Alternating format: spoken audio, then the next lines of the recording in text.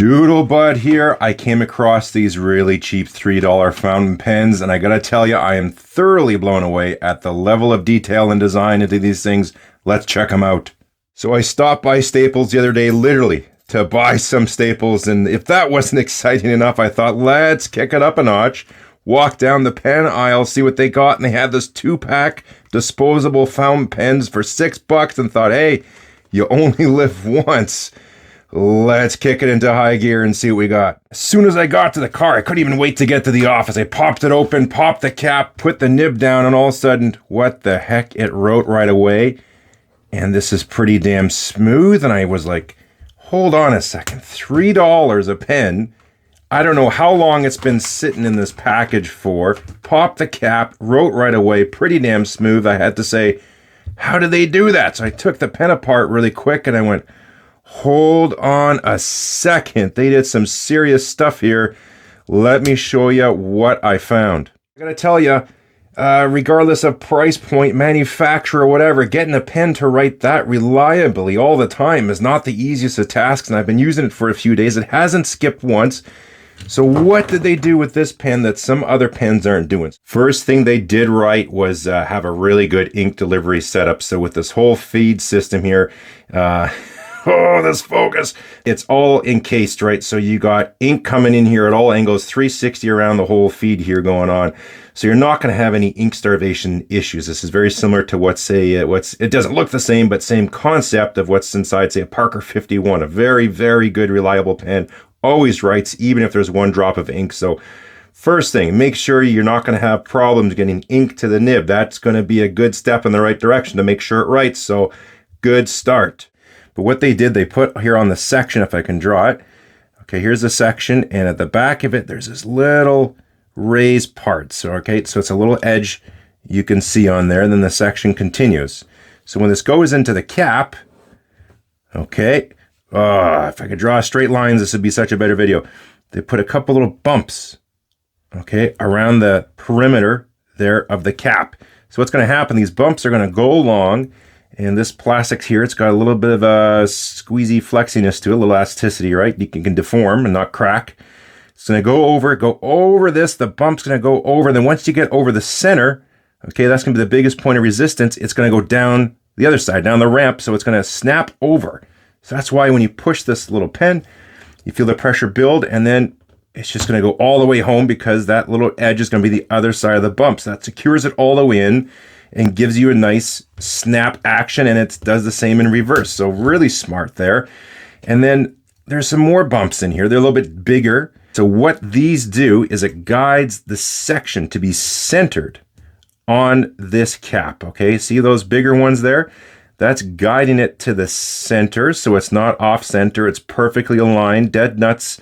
And the reason we're doing that is you can see, watch this surface, and there's this inner liner in here. Now they're lining up perfectly. So that inner cap there is going to seal right across this rim. Goes in and we hit that cap, that little snap part. Boom, perfect amount of pressure. There's a spring in here pushing back.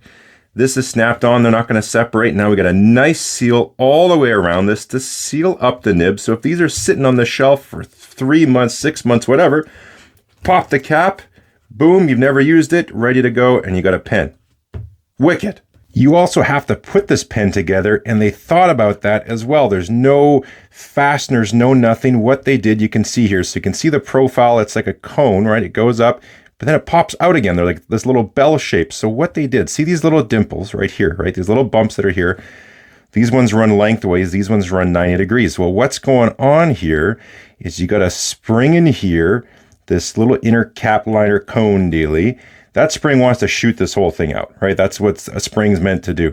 So what these little bumps here, these little nubbins on the inside, lines up and stops on this ridge here. So if I put the pen in here, let's line this up. So it pushes it up, right? The whole sealing mechanism.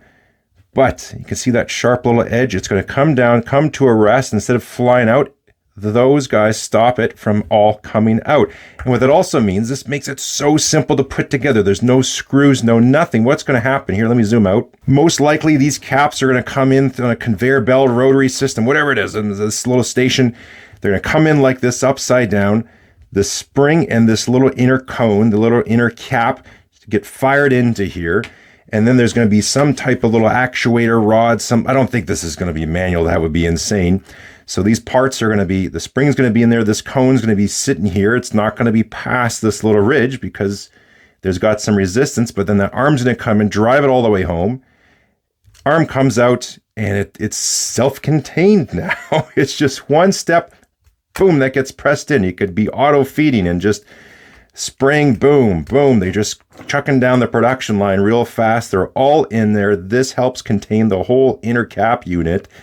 That is so clever, and that saves a bunch of money doing that. One last final little detail, okay? You run the risk of when you have a mechanism like this, of when you put the nib in, right, is that very tip there. The tip it's the most sensitive, right?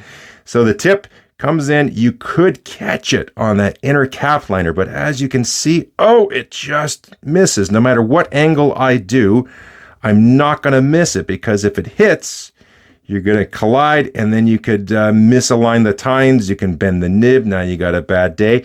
They even thought of that. So all these little alignment dimples and all that ensures everything lines up and it seals and it snaps and all that. But also they make sure no matter what, I'm not going to damage the nib when the pen goes into the cap, because that's the safe place for the nib. It shouldn't get damaged, but that can't be said for all pens talking to you here, Mr. Visconti Homo sapien.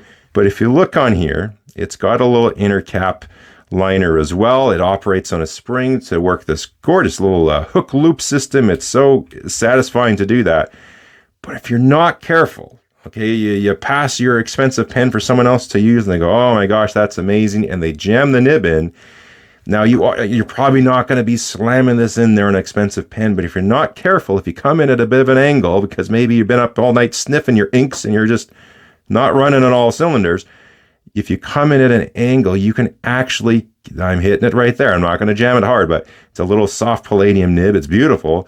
But if you hit that hard, now I'm hitting that inner cap liner, and I'm going to bend this nib, and I'll probably puke a little bit if something like that happens. So, if you can do this on a $3 pen, why can't you think of that on one of these things? So if you have a couple more dollars to spend, you can spend $10 instead of $3. Here's a little platinum pen. It's called the Shooting Star. You can do things like give it a nice little container. You can include a cartridge. You can include a converter. But the cool thing is, you can, so here we go, got the converter and all that. So you got some nicer materials. The plastic you can feel is better. You got some facet. It's like 6-sided, I think maybe 8-sided, something like that. But if you have a look at these sections and how everything's working here with the cap, I don't know who made who first. Was it Platinum? Was it these guys? I know Pilot. There's a lot of pens that are around this exact same price point that are very, very similar to this. Look how close that design is. They got the same little ridge there as here. Very similar setup there too. So maybe it's the same company, the same manufacturers making pens for other folks. I don't know what the story is behind it. But here we are. Same type of setup on here. We got those little dimples on there. We got those ridges in the middle. You can see the dots, kind of down there. The center of the pen, we got the inner cap. It's assembled the exact same way, so you end up with the same result. The snapping action is a little bit different, but pretty darn close. This one feels a little bit firmer, but we got different plastics and all that stuff as well. But here's a great thing. You came up with that idea once. Whoever did it first, I don't know. And then let's say they did it first and they just copied it. That's how things work. But you did it one time and you did it right. You can carry it over into your other line of pens. So now if it maybe took a few months to get that right, that's a cost, but then you're going to recoup it because you can use it on all your other products, and they're all going to benefit from the exact same quality, design methodology as well. So I got to tell you, this is how you design something. You take your time, you think about it more than just your first idea, because your first idea is probably terrible and you're missing a few things. You work together, you have a few people give you some input, and you hash something out. You take your time and you massage it. You do some iterations. You get it so it's just right. Then you get in, you got to do your prototyping and blah, blah, blah, blah, blah, all your testing and all that stuff as well. But that's how you design something. You think about all these little details and you put the cost in up front. Now you've got it, you invested it, and you can put it across the platform on your other pens, and you make some very good pens at a very reasonable price point. I love seeing stuff like that. Nothing better than a pen that's well made, that also works really well, regardless of the price point, country of origin, manufacturer. That's what I look for, was there's some thought that went behind what they were doing, or do they just want to make something look fancy? And that was the only requirement. So for you wondering how this pen performs, it performs very well. It's got a fine nib on here. It's very smooth, especially for this price point. I expect nothing at this price point, but it worked very well. It beat that. So this is the Zebra, as I said, Zensation. You can also call it, mine doesn't say Zensations, but some of them call it Zensation. So if you go on Jet Pens or other places, it's the fountain pen. 0.6 millimeter fine. Now again, most fines, especially other pens that are like this, like the Platinum and some of the Pilots, they are a smaller point than that. So this is a little bit of a chunkier, almost a fine medium for the pens that are like this. 2-pack, $6 Canadian. Here's a little writing sample. So there it is. You can see with the so-called fine. That below is the Faber-Castell. That's a fine. Little bit of a thinner line, I would say.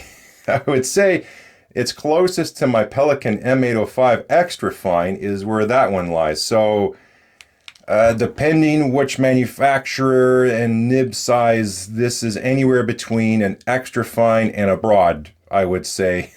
So let's go with the 0.6 millimeter. It's so confusing, nib sizes. It drives me nuts. But anyways, there you go. It writes very smooth. This thing hasn't missed a beat once. In fact, here, I haven't even touched this pen. This pen has still been in the pack. Haven't opened it. I guarantee you, I'm going to pop this cap. Here we go, live. Well, uploaded. There we go. Look at that. That doesn't surprise me at all. For me, no matter the price point, if we're talking $3 or $30 or $300, these are the things I look for in a pen that, to me, make it a well-made pen. Just the level of detail and thought that goes into it. You can see the story of whether they were thinking or cared at all by all those little features. And speaking of features, this is that 3D printed pen that I reviewed just a few days ago by Michael Liu. I was talking to him about maybe moving away from a threaded. Have you tried a snap cap? So this was, when I saw this design on here, I thought this would be a potentially good design. Now, I don't know with all the plastics he's confined to with the 3D printer, as far as elasticity, deformation, stress cracking, can they handle that? But the little ramp that we're doing on here, you can buy one of these pens. You can pick one up for $3, do some measurements, do some prototyping, print some stuff. This might be the ticket. This little setup here, you can print it right. When he 3D prints, he can print that right into his pen. I'm curious if you can get a slick little snap cap, something kind of similar like this on his 3D pens. So that's my little tip. Shout out, Michael. I told you I was going to mention something about that. So this is what I was thinking. See if that works. I don't know. That's just a thought coming from your buddy Doodlebud. I'll leave it on that. Hope you got something out of that. If you got any questions, leave those in the comments, and likes and subscribes. Hit me with some of those. Thanks again for watching, and we will catch you next time.